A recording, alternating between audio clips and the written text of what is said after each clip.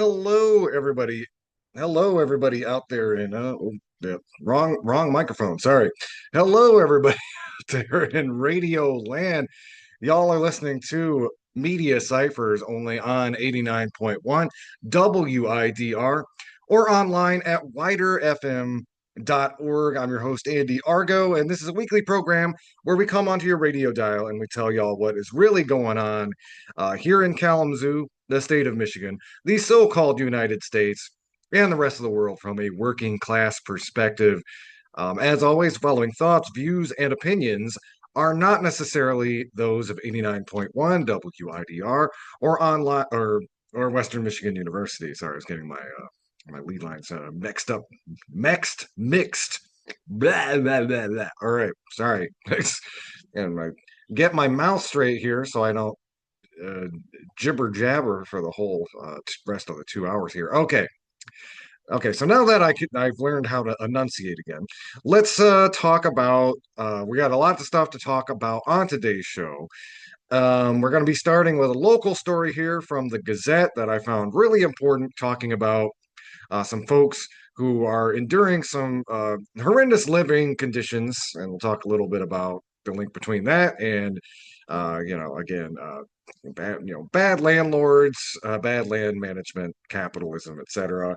We're also going to be diving a little deeper in some of the bigger stories you may have heard about last week, as well as some that you may not have heard of. That's the name of the game here. Again, kind of digging underneath the headlines to tell y'all what is going on and what is up. But I wanted to lead the show with a local story right here in Kalamazoo. Some really good reporting from Gazette reporter Brad Devereaux about the conditions at the Milwood Estates mobile home park over there off of Cork Street.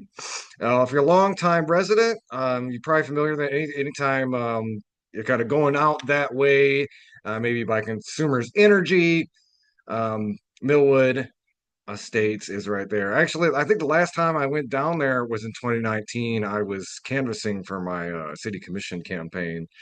But again, they are oft neglected, and the conditions at the mobile home park have gotten particularly dire in the last couple of years. So I'm going to read from the article and then discuss it a little bit. So the headline is "You Can't Live Like This: Decay and Rodents Plague Kalamazoo Trailer Park." It's published on September 6th. Residents at Milwood Estates Mobile Home Park kept buckets outside their front door this week. They were collecting rainwater so that they could flush their toilets.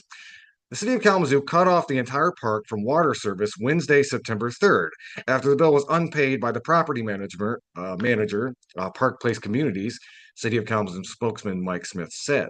The water was turned back on Thursday afternoon. It's far from the only issue at Milwood Estates over at 2515 East Cork Street. Not many people are left in the dwindling trailer park. Those who remain are surrounded by empty lots and 20 plus condemned trailers, marked off with yellow signs. Angel Phillips, who took out a $42,000 mortgage about 10 years ago on a new mobile home for herself and her mother, said she's now planning to file bankruptcy and leave the trailer behind. "I can't leave my mom here like this. I've got to get her out of here," Phillips said. Her grandkids recently lived there, but they're now living with in laws to avoid the deteriorating park, she said. She feels bad for the people who can't leave. "These people are stuck in a situation they can't get out of, and the park knows that," Phillips said. "The trailer park has been sold multiple times in the past decade," she said. "As each owner takes over, it gets worse," she said. "These people, this Park Place Communities, has driven it right into the ground." The business could not be reached for comment. The company is registered in Gilbert, Arizona. I do want to kind of take a quick aside here. So, again, this is a company on the other side of the country that owns the land that the Milwood Mobile Home Park sits on, neglecting the residents' needs. And this is actually a tactic that a lot of kind of private equity companies will engage in, where they're basically trying to force the residents out by just neglect, ignoring water bills, ignoring properties, ignoring the upkeep that they are supposed to be doing because uh, maybe they've made the calculus that the land those mobile homes sit on is more valuable than actually upkeeping the mobile home park. Again, I don't know that for a fact, but this is a pattern we see time and time again. It's one of the most familiar tricks of real estate capitalism. Anyway, the park is also behind on property taxes, owing $135,421 between tax years 2023 and 2024, according to county documents. The 2023 amount is in forfeiture, the treasurer's office said, which means the owner has until April 1st, 2026 to pay the 2023 bill or face foreclosure. It is not uncommon for someone to delay paying until close to the deadline, according to the staff at the treasurer's office. Though it does result in fees, nearly $18,000 in this case for 1 year. State records indicate the park is operating with a suspended license. The Laura could not provide clarification on the suspension when reached last Friday. Several residents shared their concerns about the mobile home park, which has space for 76 homes, though many lots are left empty with only utility connection remnants remaining. Karen, who declined to give her last name, recently had surgery and couldn't take a daily shower as prescribed because of the sudden water shutoff, said Thursday, September 4th. A wound on her back is at risk of healing badly without having access to a shower, she said. After losing water, she said she'd like her home to be connected to her own meter so she can have water since she pays it every month. And again, these residents are paying for the water that Park Place Communities is refusing. They're refusing to pay the bill that, again, they are getting the money for from the residents. They're holding on to that instead for whatever reason. After losing water, she said she'd like her home to be connected to her own. Oh, sorry. Residents shared other complaints about the trailer park, describing how the overall condition has declined as people moved out for time. Condemned homes now outnumber the lived in trailers. Many of the vacant homes are not secured and they've been broken into, 29-year-old resident Matt Park said. There may be 7 families left living in the park in non condemned homes, he estimated. Anytime somebody moves out, they don't do anything with the trailer, they just let it rot, he said. Walnuts from a large tree bounce off the metal roof on his house. It's a reminder of the large trees hanging over his and his neighbor's house, he said. They fear they will fall onto the homes, hurting someone or worse. Residents are on edge, just waiting to hear the crack of a tree, he said. Management won't do anything about that issue, nor the other safety concerns they have, Parks said. Across the street, gaping holes remain in 2 homes destroyed by a fallen tree in March. Parks pointed out that what looked like a rodent scurrying across the road emerging from under a trailer. You'll find about 50 of them, he said. Passerbys have stripped materials from the abandoned buildings. People without homes have taken up in the mobile homes at times, he said, which are all filled with hazardous materials. All of them are abandoned, run down, full of black mold, he said. The deteriorating conditions are noticeable from the outside. Residents complained about a trash buildup that went on for months, also due to non-payment. Roaches then arrived and haven't left since, the residents said. Mary Freed has been living at Milwood Estate since 2019. She said it's inhumane to go without water. A nearby home is missing all of its siding. Someone took it for scrap, she said. We have to look at this every day, she said. She wants to move, but it's hard because of the income requirements. Sandra Edwards, her granddaughter, who was living in a car before moving to Milwood Estates, said it's been good to have a roof over her head, but she wants to find a better place. What can we do? Edwards said. We're just renters. They want the owners to fix it up. It's not our problem. It's the park's problem, Edwards said. In addition to paying for their home, each tenant pays lot fees and a portion of the bill toward water and property taxes, Phillips said. Phillips' lot fees are $560 a month, she said, which is more than half of the total cost, about $1,000 she pays, including her mortgage. The amenities have been iffy, she said, and the management shady. Residents questioned why the water would be turned off when they paid on time. For Phillips, it's enough to make her move. At this point, it's better for me to walk away and file bankruptcy and start all over. And that's what I'm going to do because you can't live like this. No one should have to live like this. Jonathan Morgan, a nearby Milwood resident who delivers food to Karen periodically, noticed issues getting worse at the park. He noticed in March when the tree smashed through two homes. The homes that were split in half remain there today, unsecured and open to the elements. More condemned notices appeared in May, he said. At least 24 homes had condemned signs on them Thursday, more than 50% of those left on site. Morgan watched the trailer park go downhill this summer, describing it as third world. I told them they should immediately cease paying their lot fees and document everything, he said. And what he's referring to actually there is a strategy or tactic. And for those of you in bad rent or landlord situations, that might be something worth considering. It's basically the idea of putting your rent in escrow. The idea is sometimes you can use a separate bank account, but you're basically setting some money aside, but you're not paying your landlord or your property manager until these issues, which, like the issues they describe in the park are, health and safety issues. You refuse to pay that until those issues are fixed. Now, typically, people are hesitant to do this because landlord retaliation is a very real thing. But if you get, say, the entire trailer park or the entire apartment complex or everybody renting under a specific landlord, or at least a lot of them to do it, then it is a lot more feasible. And again, landlords like to threaten legal action, but at the end of the day, they just want their money.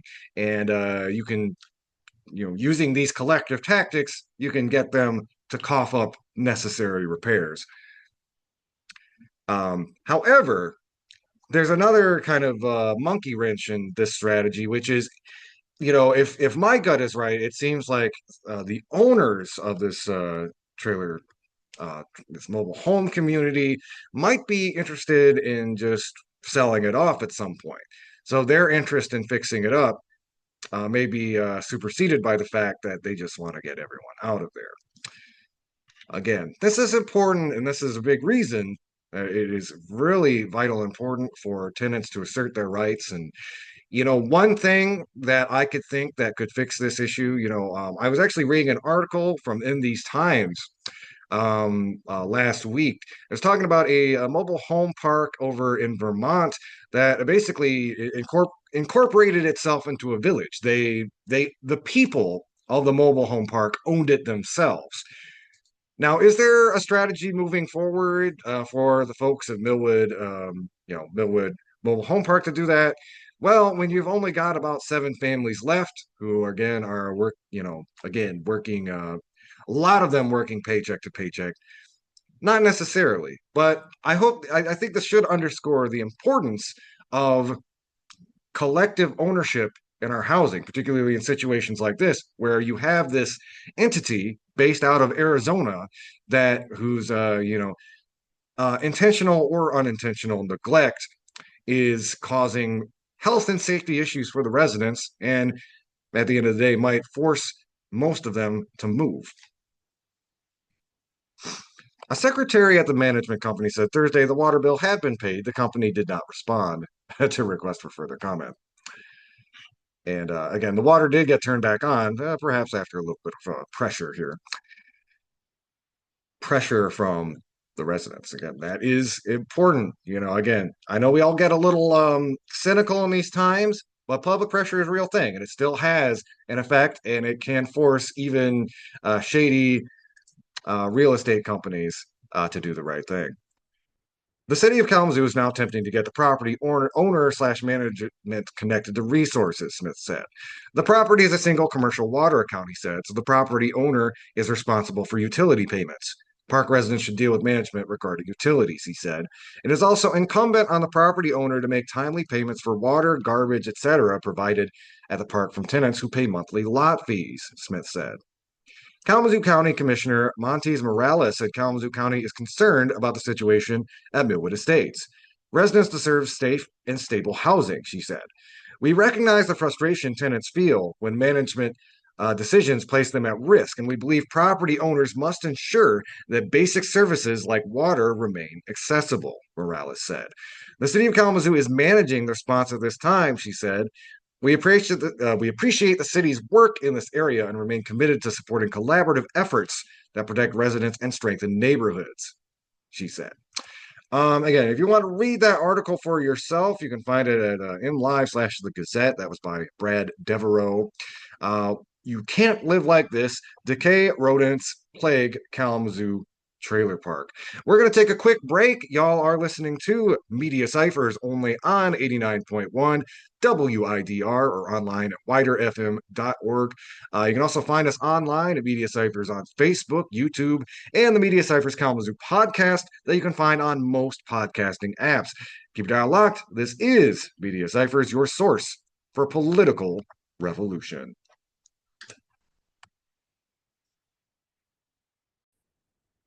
Hello, everybody out there in Radio Land. We are back. Y'all are listening to Media Cyphers only on 89.1 WIDR or online at widerfm.org.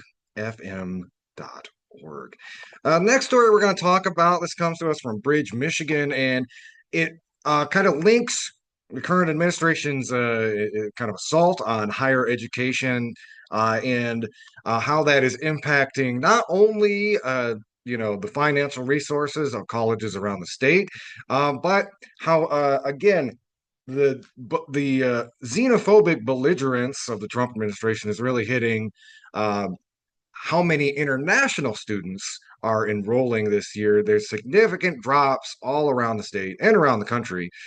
This is an article that really does a deep dive into that. This is written by Kim Kozlowski, published on September 4th on Bridge, Michigan. Michigan may lose millions as universities see drop in international students. Just as universities are wrestling with a host of pressures and funding cut threats from the Trump administration, colleges are facing another major challenge as a new academic year begins. International student enrollment is expected to decline by as much as 40% nationally this year, sometimes significantly more, due to the Trump administration's travel ban on 19 countries and heightened scrutiny on visa issuance to foreigners, including to students studying at U.S. colleges and universities. A new policy this spring also allows the State Department to vet an applicant's social media accounts before issuing a visa, which has delayed the process for scores of students. Nationwide, international student enrollment is expected to decline 30 to 40%, translating into a loss of $7 billion, including nearly $230 million in Michigan. These figures include tuition and other spending by international students on college campuses and in communities, according to preliminary projections by two organizations supporting international student efforts, NAFSA, the Association of International Educators, and JB International. Michigan is among the nation's top 10 states for attracting international students. To some, the policies leading to the expected drop goes beyond finances and is another assault directed at colleges and universities. U.S. universities have been viewed as the most progressive and advanced place in the world to study, to learn, and do discovery, said Oakland University President Ora Peskovitz. The attack on international students has made it very unwelcoming for people to come. Though some colleges are working with international students to start their studies online or defer enrollment until January, some say they are not optimistic about the future for international students, who pay up to 3 times as much in tuition as domestic students, and are an important graduate teaching resource and are being courted by universities across the world. If this continues, then it raises some really serious concerns about the ability for American colleges and universities to remain the top universities in the world, said Rachel Banks, an East Lansing native who is now Senior Director of Public Policy and Legislative Strategy at NASFA, the Association of International Educators in Washington. Do a quick aside, to kind of remind folks, that is part of a very deliberate strategy, not only of the current administration, but more broadly of neoliberal capitalism. I've mentioned this before on the show. One of Ronald Reagan's education advisors back in California once famously said, you do not want an educated proletariat. That's dynamite. And even, ostensibly liberal politicians through the 90s and 2000s have put a big emphasis on, again, turning colleges more into, again, just, funnels for employment, not necessarily about like, again, stripping back the humanities and the arts and really just emphasizing college as just like job training. And because of this trajectory that has happened under both, Republican and Democratic presidents, we're in the situation where the American university is kind of quote unquote under assault. And while again, I've made a lot of critiques and criticisms from the left of the university system, it is one of the few public spaces in American life where you actually get to hear a lot of dissenting discussions and opinions. And I think what this misses is like, oh no, America is no longer going to have the top universities in the world. For the opponents of public education, this is a win. They do not care if we have the top universities in the world. What they care about is that we have universities teaching what they want to be taught, which again is this very right wing, pro-capitalist, fascist, retelling of history that is all about, again, just kind of placing people into the economy and making money for especially student loan corporations. Going on. The expected drop in international students comes as Donald Trump took office in January and issued executive orders impacting universities, including a directive to schools to cut diversity initiatives or risk federal funding loss. Federal departments warning universities that it'll take enforcement action if Jewish students are not protected on campus, and research cuts to university, including 1.75 billion to 20 Michigan universities, according to an analysis last spring by Research Universities for Michigan. I want to, actually, let me talk about this a little bit more. Last spring, the U.S. State Department abruptly revoked the legal status of dozens of international students. The administration has revoked more than 6,000 student visas this year, according to published reports, alleging that some students had overstayed their visas or violated U.S. law. I want to rewind it back a little bit to last spring. Now, we were covering a lot of this where when the Trump administration 2.0 first started, they were really targeting international students hard, especially along the ideological lines of the genocide going on in Gaza and Palestine. And that's part of why they are vetting students' social media accounts. Again, this is not really something new. To take a historical parallel, you go back to the Red Scare of the 50s. Joe McCarthy was going out seeking out secret communists who are proliferating in the universities and stuff. And by the way, if you've ever met a Marxist professor, they're not really secretive about it. Same. I'm a Marxist radio host. I'm not trying to hide anything. But well, I point that example out because there is this long stayed propaganda point that comes up time and time again. And you can literally see this back in the 50s and 60s, where calls for civil rights reform, call for equal rights are painted as a quote unquote communist plot by outside agitators, people who are outside the United States. Because again, that's a big propaganda point. It's to say it's not you or your neighbors who is dissenting with the American states. It's because your mind is getting warped by the opinions of some sort of outside or foreign influence. That's something the Trump administration was pushing really hard back in the spring. Now, of course, anybody who is able to has eyes and ears. If you were here on campus last spring, it was mostly domestic U.S. born students who were leading the charge in groups like SJP and Kalamazoo Nonviolent Opponents of War, et cetera, et cetera. But it allows them to paint this very convenient narrative that it's not that just young people are paying attention and they're aghast at what our taxpayer money is being used to do in Gaza. It's because these foreign students are coming in and giving them anti-Semitic propaganda. That's right. Again, equating criticism of the Israeli state and criticism with genocide with anti-Semitism. Again, it's been another kind of staid tactic of the administration. Now, again, we're seeing the consequences of that because globally, the vast majority of the globe is very much against what is going on in in Gaza and in Palestine, including now U.S. citizens, which is for the first times in U.S. history, there are majorities that are sympathetic to the Palestinian people. So, in the face of that, it's leading this kind of this a very aggressive charge against international students, which is now financially impacting the U.S. education system. And again, there's this kind of, again, this sort of, I think a lot of liberals don't really get where we're at. They're saying this could ruin the university system. Oh no, the American education system. It's like, yes, that's the point. They're doing it on purpose. Again, when a fascist government gets in charge, that's one of the first things they do is try to dismantle higher education because that is a main vector of resistance. So anyway, there's a kind of a tangent there. Hopefully, seen as a necessary one. Anyway, there have been a handful of cases where a student may have had their visa revoked for a cause, like a DUI, said Banks. The terminations that we saw in the spring at that level, we've never seen.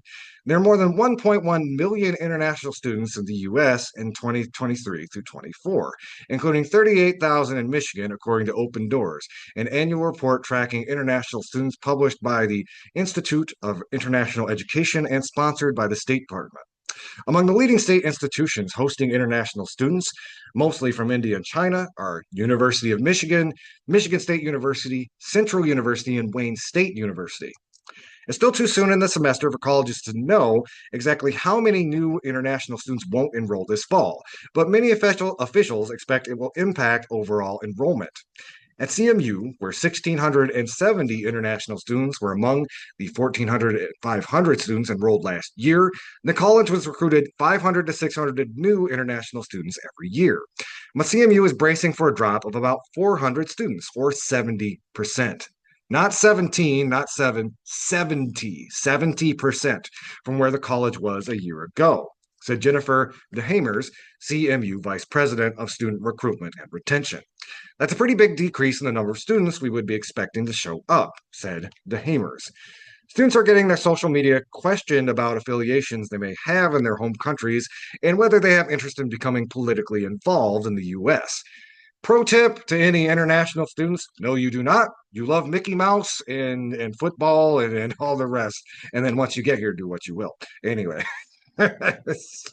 um, they are just getting a higher level of scrutiny beyond what are you planning to study at what institution, and are you planning to come home, the Hammer said. It's very unfortunate for American higher education and CMU. Our international students make the experience here more rich because they share our culture with us. They tend to be good students, and they add to the economic development in the country. It will be a big loss in a number of different ways. And there will be less money in the community beyond tuition since they pay for off campus rentals, food, entertainment, and more. It's just a loss on a lot of different levels, DeHamer said. University of Michigan in Ann Arbor is one of the top institutions in the U.S. to host international students, with 11,766 in the 23 through 24 school year. But even U of M Dearborn, home to 783 international students, has been preparing for a potential 40% drop by supporting new international students until they get their visas potentially by next semester. We're also concentrating on the domestic population, said U of M Dearborn Interim Chancellor Gabrielle Scarlata. We're up slightly in undergraduate enrollment, so this is going to mitigate the drop in international students. But it's really not just a financial hit, said Scarlata, who is an international student who came from Italy to earn her PhD from Wayne State. Our campus is not going to be as rich without international students who bring a wealth of culture to our students. Again, that is from Bridge, Michigan. You can read that for yourself online, written by Kim Kozlowski. Michigan may lose millions as universities see drop in international students. Okay, everybody, we're going to take another quick little break. Y'all are listening to Media Cyphers only on 89.1 WIDR or online at widerfm.org. You can also find us online, Media Cyphers on YouTube, Facebook, and the Media Cyphers Kalamazoo podcast you can find on most podcasting apps. Keep your dial locked. This is Media Cyphers, your source for political revolution.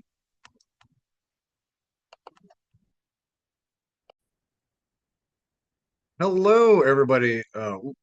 Hello, everybody out there in radio land. Y'all are listening to Media Cyphers only on 89.1 WIDR or online at widerfm.org. I'm your host, Andy Argo. We Now we're going to transition. This has been we're going to talk a little later in the show on again Trump huffing and puffing and making all these threats towards our neighbors to the west, the Windy City, and especially the kind of emphasis on immigration enforcement. It's got a part of that kind of authoritarian um, chest puffing. But I wanted to draw on this article from Michigan Advance that does a really good analysis of how some of these issues are impacting us here in Michigan, and especially for people in small town Michigan who are grappling with, again, these ICE detention facilities being opened up here in our state. This was written by Michaela Mello and David Skabilia, again from Michigan Advance. Anger, Identity, and Hope. American Communities Wrestle with Immigration Detention. It was published earlier today on September 9th. Self-service begins to fade a few miles from town as billboards advertising chain restaurants shift to roadside signs peddling used boats. Nestled among winding rivers in a stretch of Michigan, those in more populous parts call up north, Baldwin is a village of just over 1,000 stitched with dirt roads, boarded up homes, and no trespassing signs. A 25-foot statue of a trout watches over the main drag, and just to the north, pine trees conceal one of the most remote immigration detention centers in the country. Here, outdoor recreation is both a lifestyle and, along with the private prison, one of the only lifelines in a place with nearly half the population lives below the poverty line. There isn't a lot of opportunities for individuals here, Lake County Sheriff Rich Martin said. If they want to have a job, they have to go elsewhere, usually, or they have to work at a lower paying job. When the GEO Group this year opened the largest immigration detention center in the Midwest down the road, the town found itself caught up in a national conversation. President Donald Trump's administration has launched a massive expansion of immigration detention, a crucial step toward fulfilling Trump's pledge to carry out mass deportations. The goal is to expand capacity to hold immigrants who, in the past, often would have been released while awaiting deportation. Federal officials want to increase the number of beds from 41,500 to 100,000 nationwide by awarding billion-dollar contracts to private prison companies, primarily GEO and Core Civic. Both companies' stock prices surged by more than 60% after Trump's reelection. So, by the way, just as a little aside, that goal to expand capacity to hold immigrants who, in the past, often would have been released while awaiting deportation. The idea is, again, a lot of these immigrants could go back in their communities, can go back to work, can go back with their families. Now they just want to indefinitely detain individuals who are, by the way, crossing the border illegally is a civil violation. It is not they are not breaking any high laws. But because of the xenophobic nature of the current administration, they are really clamping down and trying, again, this is a tactic to make it, again, less palatable for immigrants to come to the United States. We saw that in action just about last week, where a factory full of South Korean workers were put into, were tear gassed, put into unpleasant arrest and facility, and it's basically trying to, like Kamala Harris once said, do not come here. So again, there's been some bipartisan consensus on the immigration project, or bipartisan consensus on scapegoating immigrants, I should say. But the Trump administration is really going one step further, trying to basically use cruelty and internment as a tool to discourage people from immigrating to the United States. Going on. The extensive tax and spending bill Trump signed in July gives U.S. Immigration and Customs Enforcement $45 billion, about 5 times its overall budget last year, to expand detention capacity. Our priority is to arrest and remove, said John Sakaris, ICE Field Office Director in Newark, New Jersey, whose detention has prompted pushbacks and protests. Across the U.S., some 60,000 people are being held in ICE detention, a 51% increase since January, according to the nonprofit Transactional Records Access Clearinghouse. Despite Trump's promises to target criminals, about 70%, not 17, not 7, 70% of these detained have no criminal record. Many others have convictions for offenses as minor as a traffic violation. As shuttered detention centers reopen, the communities that surround them are grappling with the consequences. Oh, sorry, I lost my place there. Questioning the morality of immigration detention, expressing concerns about shifting local identities, and fighting back in the courtroom. We should be welcoming the stranger, not locking them up, said Kathy O'Leary, who has led multiple demonstrations outside of Newark's Delaney Hall, the first ICE detention center to reopen during Trump's second term. Even Leavenworth, Kansas, a town synonymous with prisons, is hesitant to support detaining people outside the criminal justice system. We are known as a prison town, local Ashley Hernandez said, but having an ICE detention facility is not something that many of the residents want. Up in Baldwin, the expansion of immigration detention brings skepticism too, but it also brings hope. The North Lake Correctional Facility has cycled through many phases since GEO opened it in 1999. It has housed juvenile offenders, out-of-state inmates, and non-citizens convicted of federal crimes. It's also closed 4 different times. Each opening brought jobs, and each shutdown left Baldwin struggling. It's just not consistent, Martin said. Never mind the politics, the Republican sheriff added. The community's more immediate concern about the windfall from North Lake is that it doesn't last. After sitting idle for 3 years, the 1,800-bed facility reopened in June under a new ICE contract and a new name, the North Lake Processing Center. Situated off a dirt road 3 miles from town, the detention center could easily be missed, but its economic footprint is clear. GEO estimates the center could generate over $70 million in its first full year of operations. When open, the facility is the largest employer in Lake County. Even when idle, it remains the county's biggest taxpayer. The hope among those backing the reopening is that these economic benefits trickle down to their wallets. Shelley Keene, executive director of Michigan Works, West Central, which matches job seekers with employers, said even short-term jobs in Baldwin would have an impact. Even if an individual is employed for a year or two making a high wage, it's better than sitting at home and not making a wage at all, or maybe waiting tables or being a bartender, said Keene, who added that 2 of her former coworkers had already returned to jobs at North Lake. In June, Keene's organization held a hiring fair in Baldwin to help fill 500 positions at the detention center. And although GEO employees reassured potential applicants that the facility was there to stay, advocacy group No Detention Centers in Michigan notes that GEO mostly hires outsiders, with just 69 of 300 jobs to Lake County residents the last time the facility operated. Keene acknowledged that many locals either don't meet GEO's qualifications or aren't interested, leaving the company to look outside the county for employees. Still, she said, having individuals traveling in and out of Lake County, they're spending their money at the gas stations. They're stopping at Jones for ice cream. They're going to Barsky's for dinner.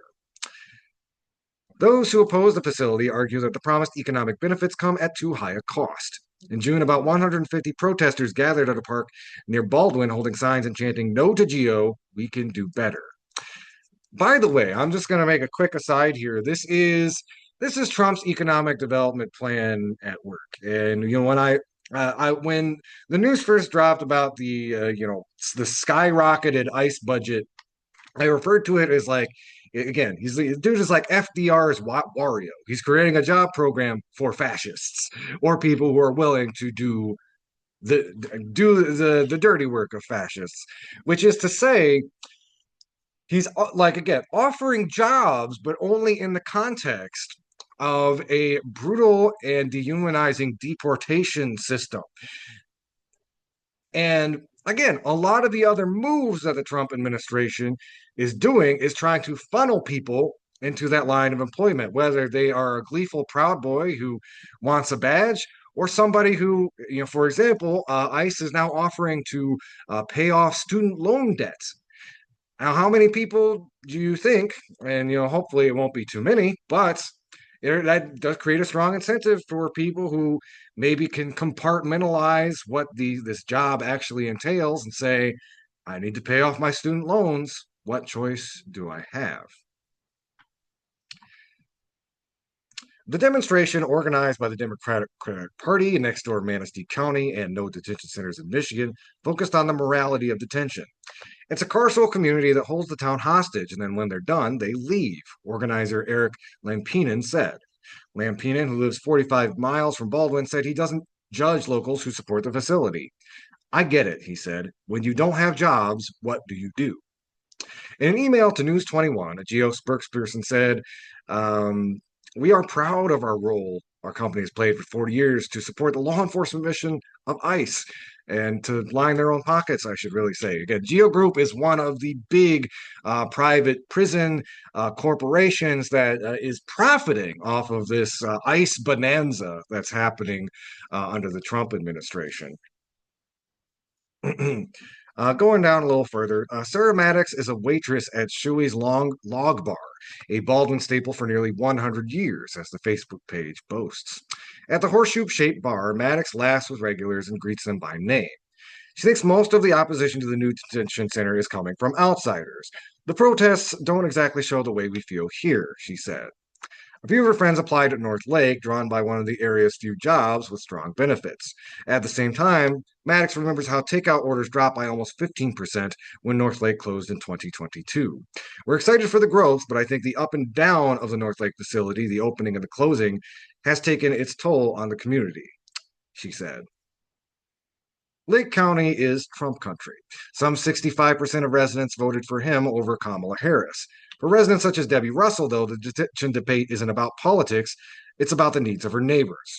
Russell lived in Baldwin for more than 50 years and works at her daughter's fabric shop. While she does not fully agree with how the administration is handling immigration, she supports the reopening of North Lake. I just hope they stay open and it goes on for a while. And again, going back to what I just said, when people are economically depressed, it is easier for them to ignore or justify detention facilities like the one in Baldwin because of quote unquote the needs of the community. And again, it is in the federal government's interest, the current federal government, to disinvest from those communities so they all have to make that devil's bargain. Communities in at least 8 states, some deep red, others the bluest of blue, are navigating the reopening of detention centers, several of which have histories of abuse. At least 4 places, Newark, Leavenworth, New York City, and Washington State, have challenged the expansion of immigration detention, in some cases by citing local ordinances. Leavenworth, for instance, is suing CoreCivic for trying to reopen a facility without obtaining a special use permit.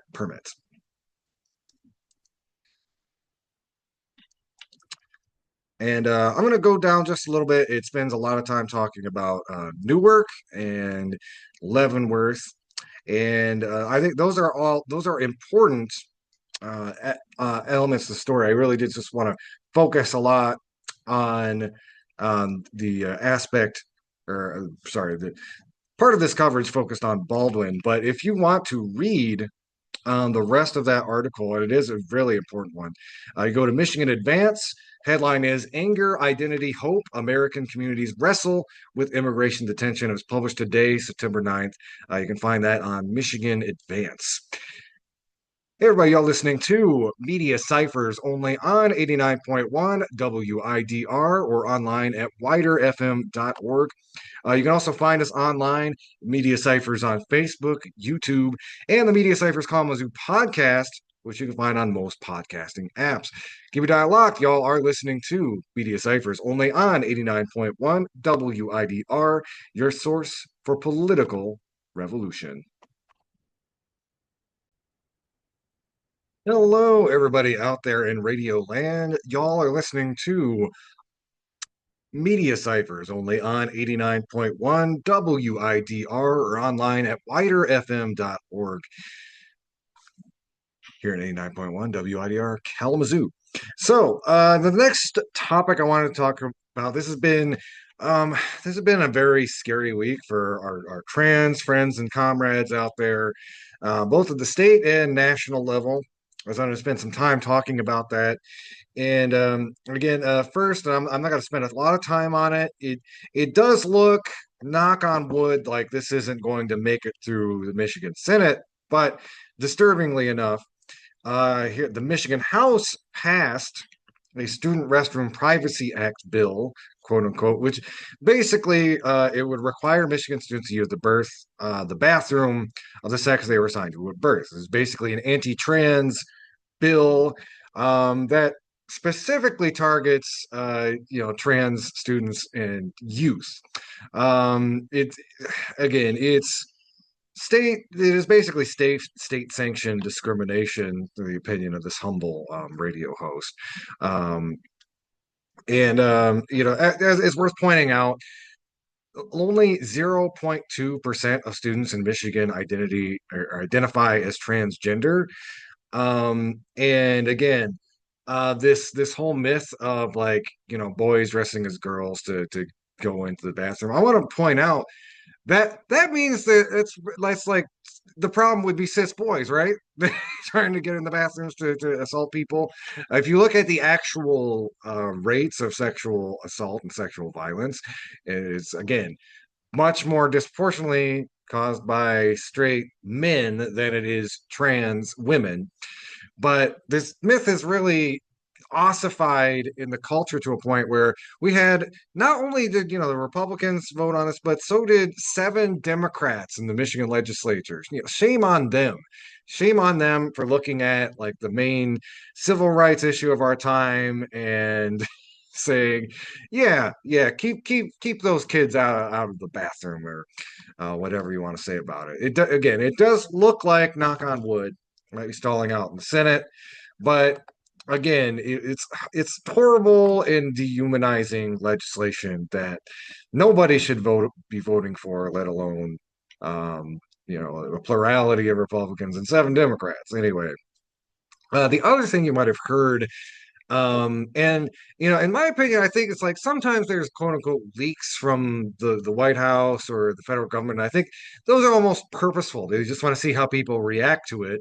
And there has been some interesting reaction to this report. But some of you may have heard over the weekend that the Department of Justice was going to try to exploit a recent mass shooting to try to ban trans people from owning firearms. I'm going to talk about some of the dimensions of that, but there's this really good article from The Intercept that I think goes into some of the minutia of this issue. It's published on September 5th, published by Natasha Leonard. Trump's DOJ wants to deprive trans people of the right to self-defense. Excuse me. After decades of political inaction after mass shootings, the Annunciation Catholic Church shooting appears to finally have spurred conservatives into action. That's because this horrific slaying was the grotesque gift the right had been waiting for. The shooter, whose diary entries show a troubled young person immersed in extremist racist online culture, happened to also be trans. Now, I actually wanted to do a quick aside. This article doesn't mention this, but the shooter, if you look at their manifester, yeah, they actually became a detransition zealot. They were going on all these right-wing websites that talk about, again, all this misinformation about why transitioning is bad. They were actively detransitioning, and that was part of the reason that they went on this shooting spree, is because he fed this anti-trans white supremacist muck that inspired them to go on a mass shooting. And I think that's something even this kind of progressive website is missing from that. That's a very important part of the story that I think people need to be aware of. The Department of Justice is now considering options to ban trans people from owning guns, with senior department officials reportedly dedicating numerous meetings to determining precisely how to strip constitutional rights from an entire category of Americans. The effort is as cynical as it is transparent. In response to one incident of mass violence linked to a trans perpetrator, the government will further vilify trans people as a priori public threat, while finding new ways to exclude trans people from the class of rights bearing individuals. Anti trans zealots have for some time attempted to conjure a link between violent crime and trans people. These efforts, however, tend to fizzle because mass shootings in the U.S. are overwhelmingly a cis problem. Across 5,700 mass shootings in the U.S. since 2013, only 5 shooters have been trans. The vast majority of shootings are carried out by cis men. The vast majority of politically motivated attacks are carried out by far right extremists. Yet the Trump administration is scaling back law enforcement efforts focused on the very real problem of white supremacist extremism to pour resources into kidnapping immigrants, as well as apparently hollowing out constitutional protections for trans people. One need not be a fan of the U.S.'s twisted devotion to guns to appreciate the danger of an anti trans gun ban and its stakes for trans people standing in this country.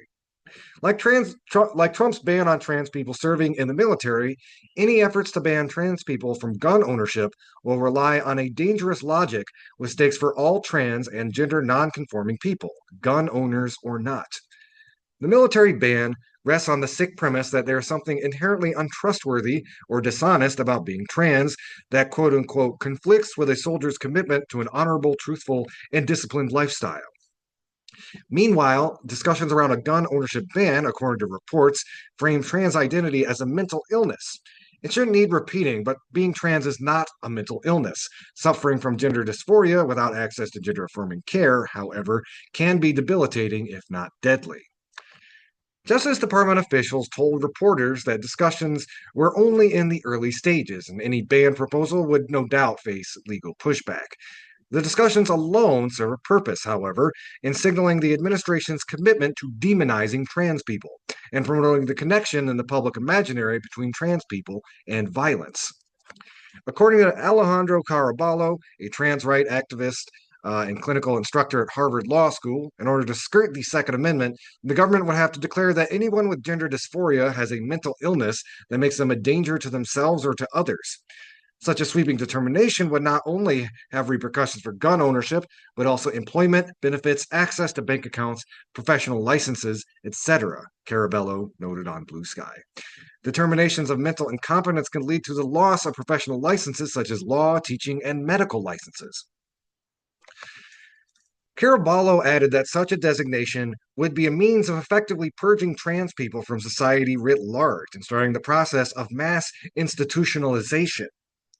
Indeed, if there is any group in the U.S. for whom the right to armed self-defense should be protected, it is trans people, particularly trans women of color. Trans people make up around 2% of the U.S. population, but are at least 4 times more likely to face violent victimization than cis people. Trans people are also far more likely to be harassed by law enforcement. Heavily armed far-right militias have also for years made a habit of turning up to LGBTQ plus events, including family-friendly brunches and library readings, to harass gender nonconforming people. Under Trump's eliminationist assault on trans lives, anti-trans vigilantism is de facto state-sanctioned. At times, it is only the presence of armed anti-fascist groups at these events that has kept armed fascists at bay. Most every exception to the otherwise unassailable Second Amendment has been dedicated to further disempowering communities already made vulnerable to premature death by state and vigilante violence. While Ronald Reagan was governor, California passed the 1967 Mulford Act to prohibit the open carrying of loaded firearms in public as a direct response to the Black Panther Party's patrols against police brutality. The American people in general, and Black people in particular, said Black Panther Party co-founder Bobby Seale at the time, must take careful note of the racist California legislature aimed at keeping the Black people disarmed and powerless. Fighting for trans people's Second Amendment rights today has a different balance, least of all because tactics around armed self-defense are not remotely widespread in the urgent struggle for trans rights. Beyond a small number of queer and leftist anti-fascist militant collectives and actions like Bash Back in the late 2000s and a number of leftist gun clubs, guns don't play a significant role in the defensive arsenal. That's for understandable reasons. Many on the left want no part in the scourge that is America's relationship to guns, and even those who do support armed self defense in principle recognize that the left is radically outarmed by the far right forces, including and particularly in the government and law enforcement. The government's logic here is the same as racist gun control efforts, an assertion of whom the country and its protections are for. The Trump administration wants trans people excluded from the right to gun ownership insofar as that right stands for membership in the American body politic. They want to control who gets to be a full self worthy of self defense and who does not. I want to add a couple of notes to this. Since this article came out, none other than the National Rifle Association has actually come out and affirmed the right of trans people to own weapons. It said it would not support any blanket bans on American citizens, which I actually kind of mused at the time because the at the time back in '67, the NRA actually did support the Mulford Amendment against the Black Panther Party. There's a lot of I think discussion could be made about why their stance is the way it is, but I want to point out two things. And this comes from like I grew up in an NRA household, and to this day I still own firearms and all that stuff. But um, it boils down to two things, and there's a cynical read and there's a more principled read on why the NRA reacted the way it did.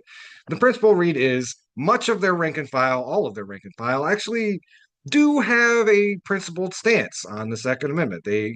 Again, we spend a lot of time pointing out right wing hypocrisy, but you will find this, and a lot of the people I grew up with as well, they make that the locus of their politics so much so that their other politics kind of orbit around it. And even, I don't think the NRA is going to be setting up a booth at Pride anytime soon. But a lot of them do feel sincerely like, if you're a quote unquote law abiding citizen, you should be able to own a firearm. The more cynical read is, you know, um, while the Black Panther Party were asserting their constitutional rights, they also were an overt threat to capitalism. They were an explicitly Marxist revolutionary organization. It's easier for institutions like the NRA to back a group that they can say is against quote unquote America, because America is a settler colonial capitalist empire. So yes. Whereas trans people are not a monolith. There are liberal trans people. There are Marxist trans people. There are conservative trans people. Let's not forget Caitlyn Jenner. So it makes it a little harder to kind of point to them as some sort of threat to the American way of life that the administration is trying to do, basically just out of anti-trans bigotry. The more cynical read on it is, of course, that is, the NRA less represents rifle owners than they do gun manufacturers. And the more guns they can sell to more people, the better. Sometimes it really just does come down to money.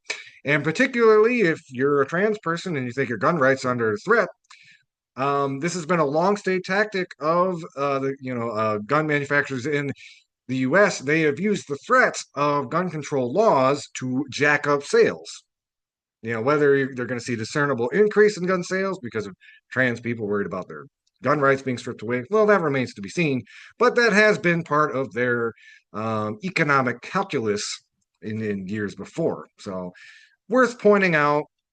And I always kind of bring it back to, you know, it, and I wish my co-host Lawrence was on here. He could speak really eloquently to another dimension of it, which is gun violence is a really big problem in the United States, and most people on the right who are focused on the Second Amendment do not try to discuss that in good faith. They do not talk about what could be done to prevent gun violence. It's just like guns, guns, guns, more guns, the better. And there is, of course, that dimension where it makes a lot of sense and it is logical and rational to want to be armed when we are living under fascism. And ostensibly goons could show up at your door who may or may not actually be part of the feds and try to break in and do who knows what, castle doctrine, etc. Um, but it's important to understand the Second Amendment itself is not really what it claims to be. It's not about the right of citizens to own guns. It refers to well-regulated militias. And a lot of liberals point to that saying, see, that's not, it doesn't mean everybody should have a gun. What the well-regulated militias are referring to were largely organized settlers to have the right to own firearms so they could put down slave rebellions and put down indigenous people. That was really the main thrust of the need for the Second Amendment that gets kind of buried. And, when they talk about gun rights, it's important to understand the context under, the context under which these gun rights were necessary for the original settler colonial project. It doesn't mean I think now would be a great time for everybody to like kumbaya and give up their weapons. In fact, it'd be a very silly time to do so when we are under ossifying fascism. So, when I talk about gun rights, I always go back to this quote from Karl Marx, who once said, under no pretext should arms and ammunition be surrendered. Any attempt to disarm the workers must be frustrated by force if necessary. And honestly, you can tell that to a lot of the average 2A people, and they will wholeheartedly agree with it. Anyway, we're going to take another quick little break. Y'all are listening to Media Cyphers only on 89.1 WIDR or online at widerfm.org. You can also find us online at Media Cyphers on Facebook, YouTube, and the Media Cyphers Kalamazoo podcast you can find on most podcasting apps. Keep your dial locked. Y'all are listening to Media Cyphers, your source for political revolution. Hello, everybody out there in radio land. Y'all are listening to Media Cyphers only on 89.1 WIDR or online at widerfm.org. So I want to talk a little bit about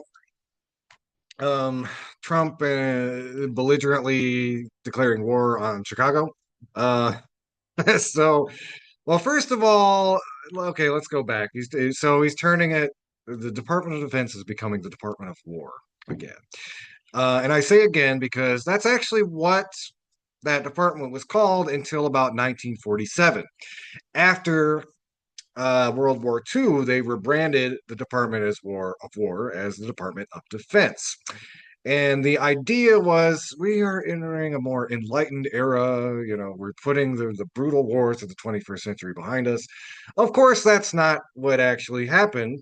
Over the course of the Cold War, America engaged in successive regime change operations, wars of attrition against communism, in which we committed countless war crimes, including some of those documented or alluded to in the film Apocalypse Now. I'm going to talk about that in a minute.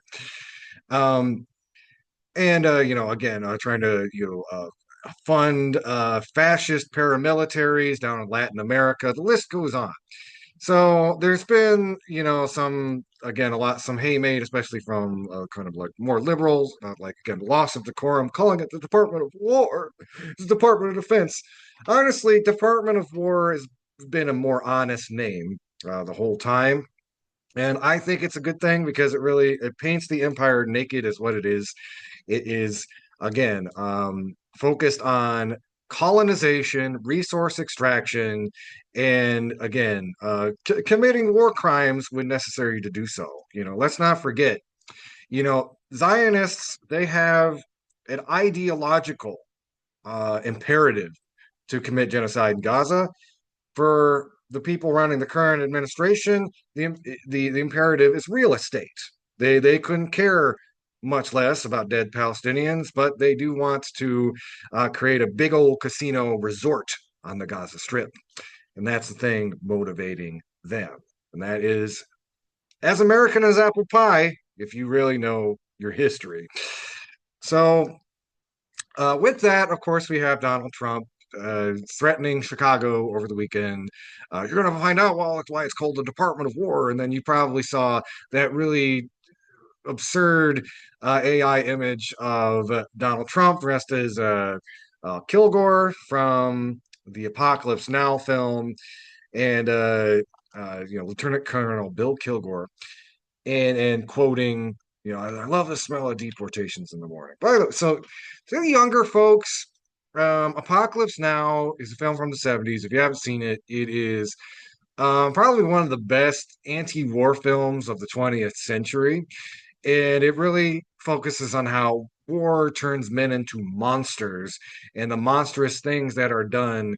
Like, again, the whole scene that is being referred to in Trump's goofy tweet is a scene where Lieutenant Colonel Kilgore orders a napalm strike on a village full of civilians so that he can clear it out and go surfing.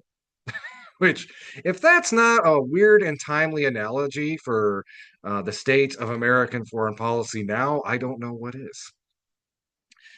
But yes, I love the smell of napalm in the morning, which napalm, by the way, is basically up there with like mustard gas and phosphorus as like banned weapons of war now. Because again, it's horrible the way napalm works. It sticks to you, it's catched on fire. It's a brutal, horrendous way to die. And again, in the Vietnam War, the US military was deploying it on civilian populations. And the fact that Donald Trump is doing this tweet about essentially firebombing Chicago is a lot of people were horrified. It's the thing is, like, it is horrifying, but it's so stupid and so ridiculous. I'm having a hard time even getting past this weird meme fascism that we are in.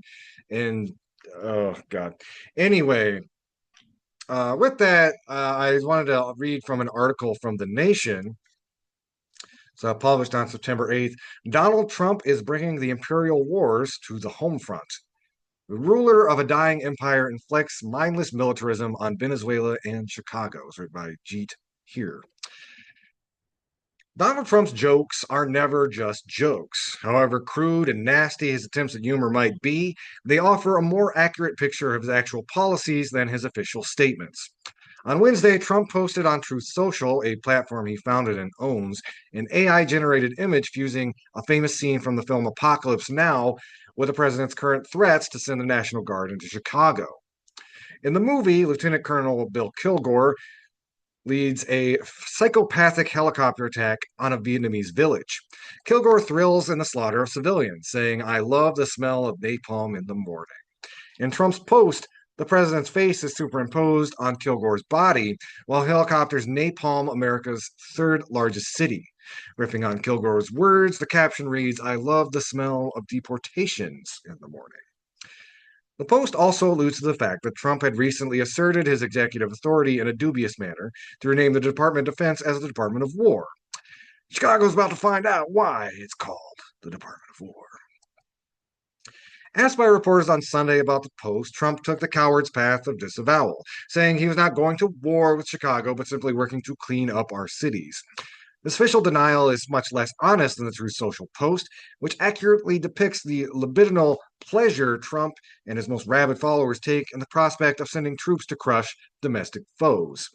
The MAGA movement is suffused with rage against the multiracial urban United States, which is seen as an alien threat to the real America. So Trump is deploying the National Guard to bolster his immigration crackdown in cities such as Los Angeles and Washington, D.C., with Chicago apparently next. In Chicago, Trump will meet some resistance from residents as well as politicians. Mayor Brandon Johnson rightly condemned Trump for using immigration enforcement as a pretext to create a personal militarized force, and Illinois Governor J.B. Pritzker described Trump as a wannabe dictator. Trump's deployment of the military at home is blowback from the imperial overreach carried out by presidents of both parties since the dawn of the Cold War in 1945. The imperial presidency is an outgrowth of the larger project of upholding American global hegemony, which started as a mid century response to the alleged threat of communism and only intensified after 9/11 and the putative War on Terror.